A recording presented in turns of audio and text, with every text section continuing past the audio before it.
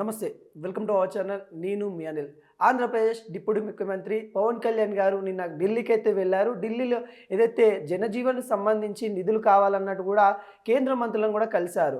తర్వాత ఢిల్లీకి సంబంధించిన ఉప ముఖ్యమంత్రిని కూడా కలిశారు. కేంద్రంలో నుండి రావాల్సిన నిధులు ఏవైతే ఉన్నాయో ఆంధ్రప్రదేశ్‌కి ఆ నిధులు తేవడానికి ఢిల్లీకైతే వెళ్ళిన దాఖలాలు మనకైతే తెలుస్తా ఉన్నాయి. అదేవిధంగా నిన్న ఢిల్లీలో ఏదైతే ప్రెస్ ముందు మాట్లాడుతూ తను ఏదైతే గత ప్రభుత్వం చేసిన తీరు ఏదైతే పారదర్శకంగా ఏ విధంగా ఉంది, నిర్లక్ష్యంగా ఏ విధంగా ఉందనే దాని గురించి అయితే కీలక వ్యాఖ్యలు అయితే చేశారు. అయితే జగన్ గారి ప్రభుత్వం ఉన్నప్పుడు సమోసాలకే 9 కోట్ల రూపాయలు వెచ్చించడం ఎంత సిగ్గుచేటు అన్నట్టు కూడా పవన్ కళ్యాణ్ అయితే మాట్లాడినట్టు కూడా తెలుస్తూ ఉంది.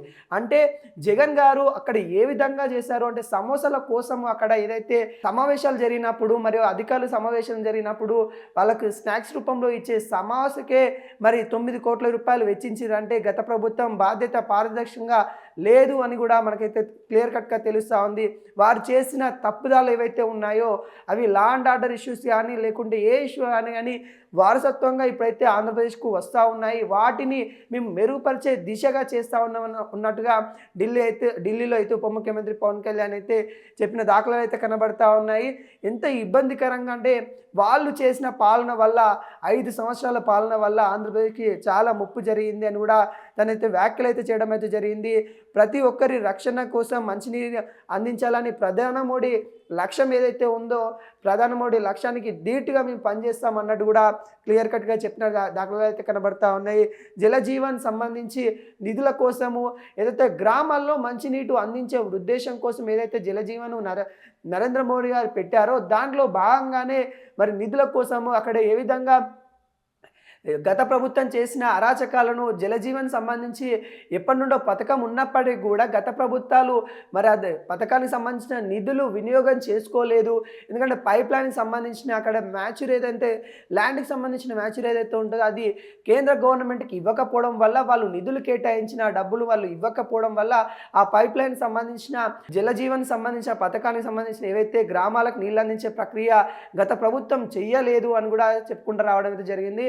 ఇప్పుడు ప్రతి ఊరికి ప్రతి విలేజ్కి మంచినీటి అందించే ఉద్దేశం కోసమైతే కేంద్ర గవర్నమెంట్ నుండి అయితే నిధుల కోసమైతే ఢిల్లీకి వెళ్ళిన దాఖలాలు అయితే కనబడతా ఉన్నాయి. అదేవిధంగా ఇప్పుడు ఢిల్లీలో కూడా మన రాజకీయ వర్గంలో మనం చూసుకున్నట్లయితే పవన్ గారికి అయితే కీలక బాధ్యత అంటే తన మీద రెస్పాన్సిబిలిటీ అయితే ఉంది. మరి అదేవిధంగా తన కీ రోల్ కూడా పాటిస్తూ ఉన్నాడు. అంటే గతంలో మన మహారాష్ట్రలో ఎన్నికలలో కూడా పవన్ కళ్యాణ్ ఎక్కడైతే మరి అసెంబ్లీకి సంబంధించిన ప్రచారం చేశారో ప్రచారకర్తగా వెళ్ళి అక్కడ ప్రచారం చేస్తారో అక్కడ తెలుగు వాళ్ళు ఎక్కడైతే ఉన్నారో అక్కడికి వెళ్ళి ప్రచారం చేశారు.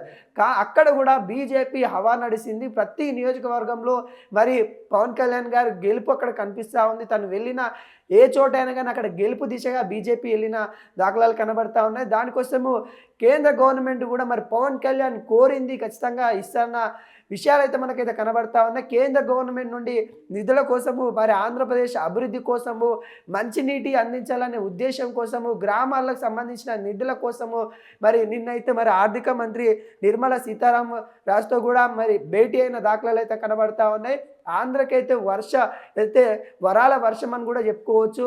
మరి ఇటు ఒకవైపు చంద్రబాబు నాయుడు మరొక వైపు డిప్యూటీ సీఎం పవన్ కళ్యాణ్ వీళ్ళిద్దరు కూడా కేంద్రం నుండి ఎంతవరకు డబ్బులు తీసుకురావాలో అంతవరకైతే ఆంధ్రకి తీసుకొని వస్తున్న దాఖలాలు అయితే కనబడుతూ ఉన్నాయి.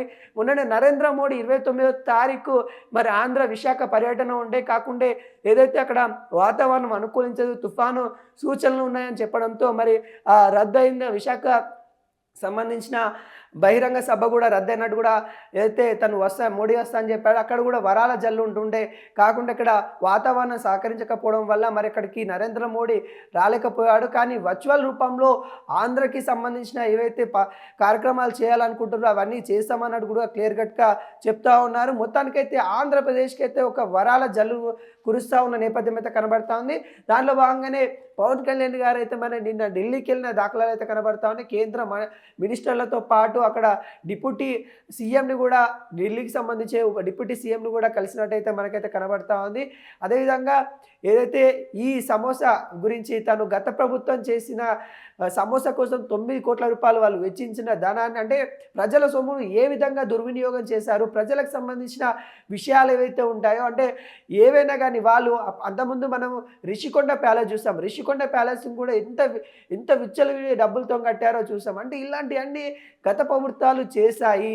ఇంత ఆంధ్రప్రదేశ్ అప్పుల్లో కూరుకుపోవడానికి, ఆంధ్రప్రదేశ్‌కి సంబంధించిన నిధులు లేకపోవడానికి, ఆంధ్రప్రదేశ్ సంబంధించి ఏదైతే దేవస్థానాలకు సంబంధించి గానీ, లేకుంటే ఈ రోడ్లకు సంబంధించి గానీ నిధులు సరైన రీతిగా వాళ్ళు యూజ్ చేసుకోకపోవడం వల్లనే ఆంధ్రప్రదేశ్ ఇంత దారిద్ర్య రేఖలోకి వెళ్ళిపోతా ఉన్న సిచ్యువేషన్ కనబడుతుందని క్లియర్ కట్‌గా గత ప్రభుత్వాన్ని విమర్శించు జగన్ పైన అయితే కీలక వ్యాఖ్యలు చేసినట్టయితే కనబడతా ఉంది. సమోసా కోసం ఏ గవర్నమెంట్ అయినా 9 కోట్ల రూపాయలు వెచ్చిస్తారా? ఇక్కడ ఆంధ్రప్రదేశ్‌లో ఒక్కటే జగన్ గారి ప్రభుత్వం మరి సమోసాల కోసం 9 కోట్లు వెచ్చించిందంటే ఎంత పారదర్శకంగా నడుస్తా ఉంది ఆ గవర్నమెంటు. మరి అందులో ఉన్న అధికారులు